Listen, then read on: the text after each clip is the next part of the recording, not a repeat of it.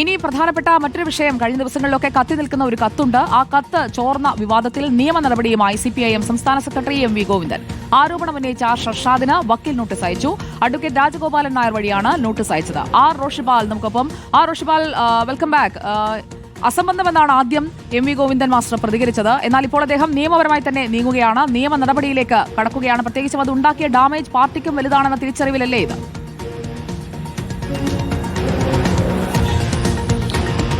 ഇതിൽ ഏറ്റവും പ്രധാനപ്പെട്ടത് സുജയ പാർവതി, ഇങ്ങനെ ഒരു ആരോപണം ഷെർസാദിന്റെ ഭാഗത്ത് വരികയും അങ്ങനെ ഒരു കത്ത് പുറത്തു വരികയും ചെയ്ത സാഹചര്യത്തിൽ അത് പാർട്ടിക്ക് വലിയ രീതിയിൽ അപകീർത്തി ഉണ്ടായി. മാത്രവുമല്ല MV ഗോവിന്ദൻ പ്രതിരോധത്തിലാകുന്ന ഒരു സാഹചര്യം കൂടെ വന്നു.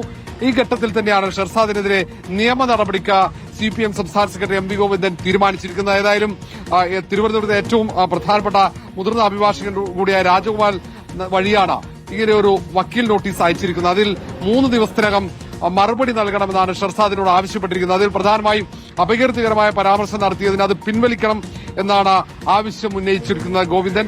നമുക്കറിയാം, വലിയ രീതിയിൽ CPM നേതൃത്വം ഒന്നാകെ പ്രതിരോധത്തിലാവുകയും നേതാക്കൾക്ക് കൃത്യമായി അതിൽ മറുപടി പറയാൻ പറ്റാത്ത സാഹചര്യവുമായിരുന്നു. ആ തരത്തിൽ പാർട്ടി പോളിറ്റ് ബ്യൂറോയ്ക്ക് നൽകിയ കത്ത് ചോർന്നു. ആ കത്തിൽ വിശദാംശങ്ങൾ അത് പൊതുമധ്യത്തിൽ ചർച്ചയാകുന്നു. അത് CPM സംസ്ഥാന സെക്രട്ടറിയുടെ മകനെ ചേർത്തുകൊണ്ടുള്ള വിവരങ്ങളാണ്. ഈ UK-യിലുള്ള മലയാളിയുമായി ബന്ധപ്പെടുത്തിക്കൊണ്ട് നടത്തിയ പല ഇടപാടുകളടക്കം സംബന്ധിച്ച വിവരങ്ങളാണ് ചർച്ചയായത്. ആ സാഹചര്യത്തിൽ തന്നെയാണ് ഇങ്ങനെ ഒരു നിയമ നടപടിയിലേക്ക് ഇപ്പോൾ സംസ്ഥാന CPM നേതൃത്വം പോകാൻ തീരുമാനിച്ചതിന് പിന്നിൽ.